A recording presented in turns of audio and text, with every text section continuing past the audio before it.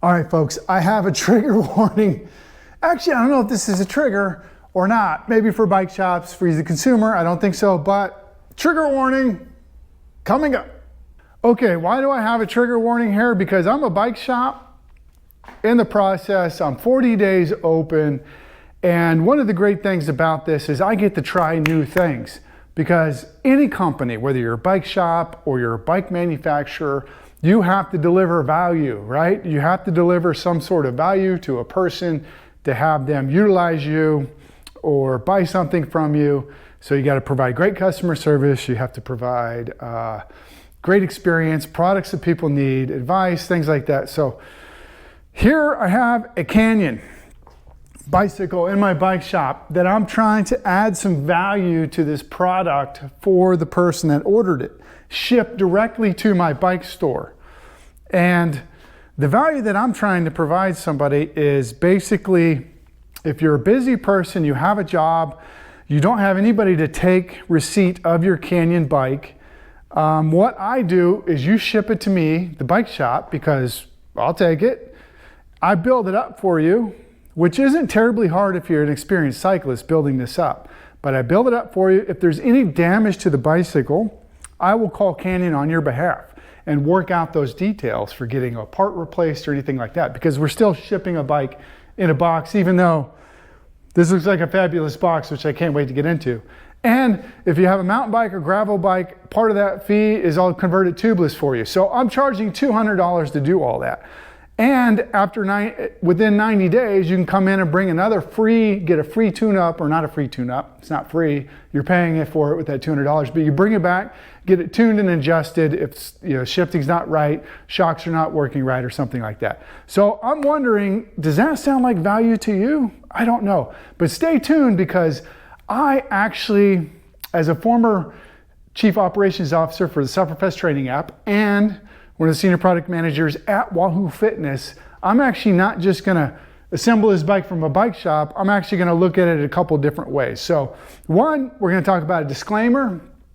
Two, I'm gonna go through the unboxing experience and provide my view on what that looks like.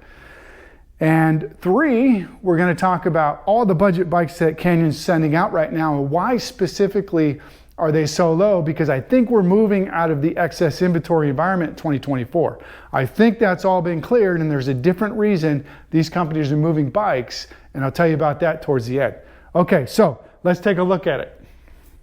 Okay, here we go. We're set up in the shop. We have the Canyon bike. The box is very sturdy. And let me make a disclaimer here, okay? Here's my disclaimer. One, I don't know Canyon's numbers. I've worked in the industry, I've been a product manager, I know numbers for other companies and things like that, but I really don't know their actual numbers. I'm just gonna be making guesses here for some of this stuff. Some of this stuff I have way more knowledge inside the industry than any other bike shop out there, owner out there. I can tell you that right now. So yeah, let's just look at the bike. I could be completely talking out my butt here. And then the other part of my disclaimer is I'm a fan of Canyon. I like Canyon bikes. I really do. I don't own one because I never got around to purchasing one, but I like their product, I like their branding, I like how they disrupted things in the market by doing direct to consumer. But the reason I put the trigger warning on there, because Canyon, if you go to their website, you look at this image right here. So the value that they provide is they take advantage of an already established cycling market.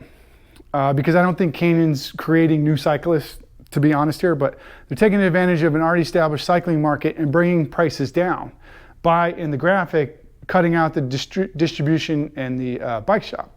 Now, this is a pretty hostile graphic. Now, I know they're trying to just communicate that getting the product directly to you as a consumer saves you money and is better for you in the long run, but honestly, if you draw a line on this image, to me, it looks like they're burying the distributors and they're burying bike shops. I don't think it's a great graphic. I know what they're trying to communicate, but if you're a bike shop owner, it feels a bit hostile. So I know a lot of bike shops out there won't even touch Canyon because of that perceived hostility. But Canyon's just kind of changing the way people do business, which is direct online purchase to the consumer. and we'll take a look at it and see if the average person can set it up. But I think it's probably, you know, seeing Canyon before, you probably got to be somewhat of a cyclist to understand how this all sets up. A new person into cycling doesn't really, I don't know that they're going to have the confidence to do this. But anyways, let me not talk too long. Let's get to the box. So overall, they have all the requirements you need, the federal requirements for the standover height, and all the other marking requirements to be shipping a bicycle in the United States. I love these little plastic thingies. These are great. I'm going to save these.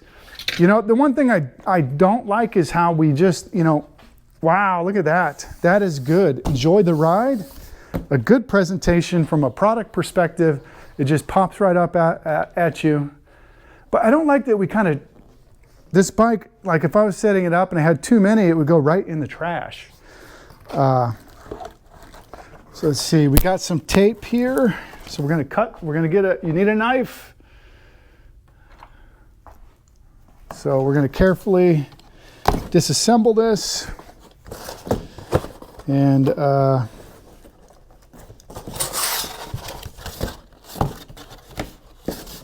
okay, this is great design again, Canyon. This box is designed very well. Looks like we have a piece that, folds down. Engineered in Germany, manufactured in Taiwan and China. My Canyon. My Canyon. So, wow. First impressions of the unboxing experience. First of all, as a product manager that worked for companies that did this, you're looking at about $500,000 to $1 million in research and development to get this box just right. That's right, folks, you heard it correct. This costs a lot of money to do this, to get it just right, to go through the R&D and the production and things like that. The bike looks extremely, extremely secure. I would be surprised if this was damaged at all in even the harshest conditions. So the product team and the team that was on this box here, you know, kudos to you, fan. I don't think you could have done a better job.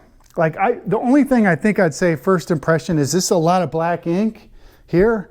Like I know it looks cool, but man, that's a lot. If you're talking 150,000 boxes, that's a lot of black ink you got to spend money on. You might be able to save some money by putting like a topographic map, you know, like a canyon in there. That might add a little bit more to it since you're already printing on that side of the box. But yeah, it looks really, really good. So let me get back to unpacking. Okay, one thing I noticed here, this seems like the starter box here. It's kind of shoved in down here. It would be cool. I mean, this might not be worth it, but you might have something like a pull box or something, which is just a handle attached to the box here. Makes it a little bit easier. And if it was, makes it a little bit easier to see that you can pull this out. But yeah. Well, let's see what's in the box. Okay, let's get started. I like that. Orange, little orange on there. Black ink, lots of black ink here. It does look cool though. Okay, For You, got a little bag, like that.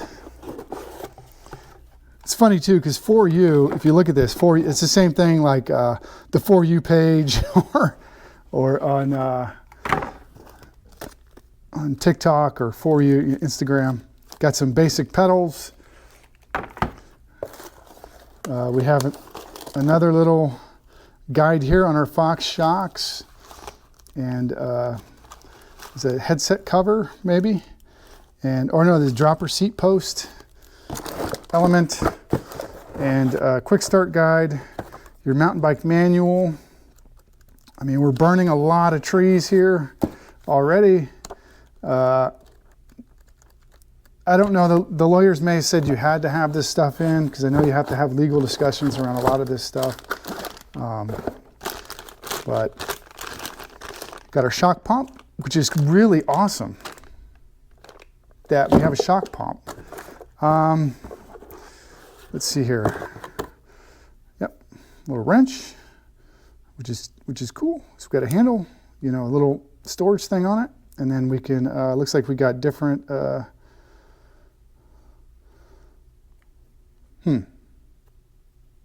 Maybe that's a torque somehow. It's weird torque. I don't trust that. Here's another torque. Torque wrench. And where are our components for?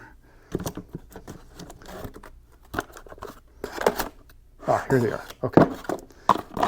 Looks like it might have been, I don't know. Was it supposed to be in here? Or supposed to be in here? But it was inside.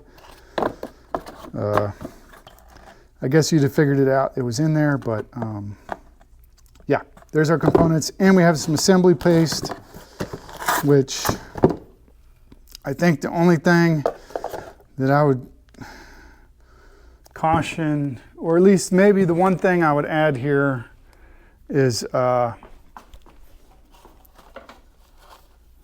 mean, again, the lawyers probably talked about this, but if you just get a glove and put it inside here maybe, instead of putting the paste on your hands, because we know all this paste. I try to wear gloves whenever I can and handle the paste and the assembly stuff. But yeah, really good look at the assembly. Like, this is pretty fantastic. I need to keep all of this stuff for the customer. They'll actually get this box. All right, so I'm just gonna start pulling stuff out of the box and see about putting it together. And so this bicycle has been on sale at, I think, $21.99, $600 off, which is a hell of a deal, because you're going to see it here in a minute. So we're going to skip me going through and setting it up, because you can find videos on that online. I'll just have it in the stand, and we're going to talk about it next. Okay, mid-ride, mid-setup report here. Super easy to set up. I think you got to do a better job on the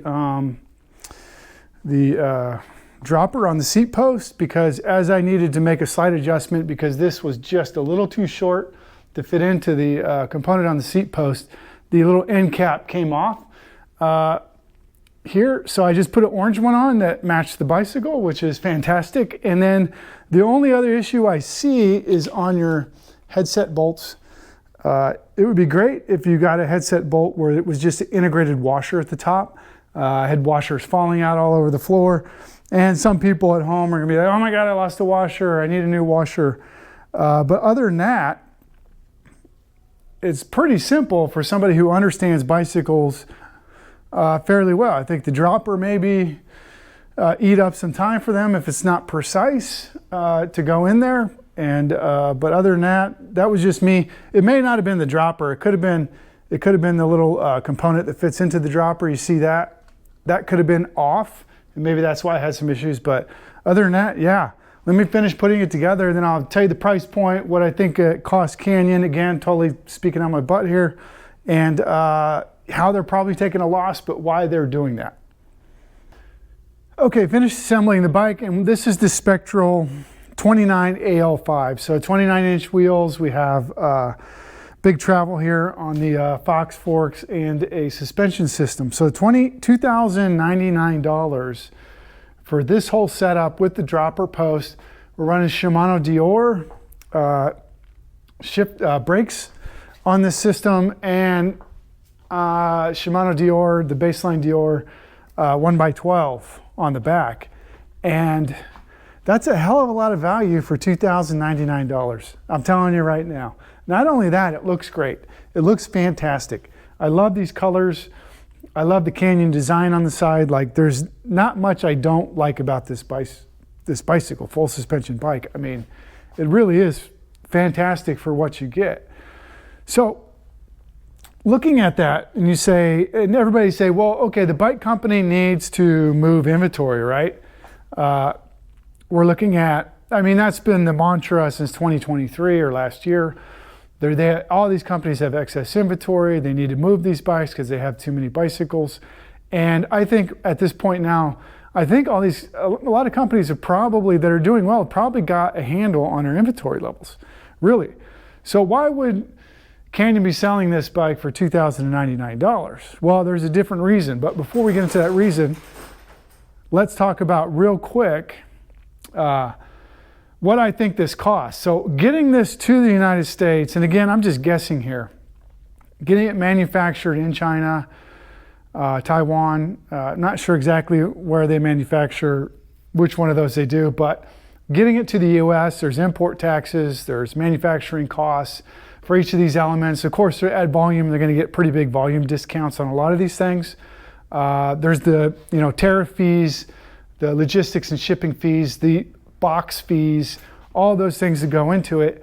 And not only that, let's say this bicycle, maybe it probably runs, if I was to guess, $1,600 to $1,650, could be more. $1,650. You say, oh, that's great, Canyon's making a profit. Well, the problem here in my experience, and again, I have not a lot, but I have a decent amount of experience in the cycling industry and shipping online and things like that. Since Canyon's direct to consumer guaranteed their head count in the company, so the company's between 1,000 to 1,500 employees, maybe 1,350 is their head count, guaranteed 30% of their head count is customer support. Just going to an online-only sales model is not as cheap as everybody thinks. The returns, the shipping, the customer support necessary to keep the consumer or the customer happy costs a lot of money. And you can't just think about it and say, oh, I'm going to bike company, I'm going to sell online, because there's a hell of a lot of overhead that comes on top of online sales. Just the customer support model alone is tremendous. And then all the infrastructure behind the customer support, like paying for the services, like what are they using, like Zendesk or these other, are they taking phone calls? There's this whole overhead cost that comes with that. So, like for instance, when I did the dropper post, a normal person would probably have to call Canyon for that. They had to fiddle around with it, but they had to call Canyon.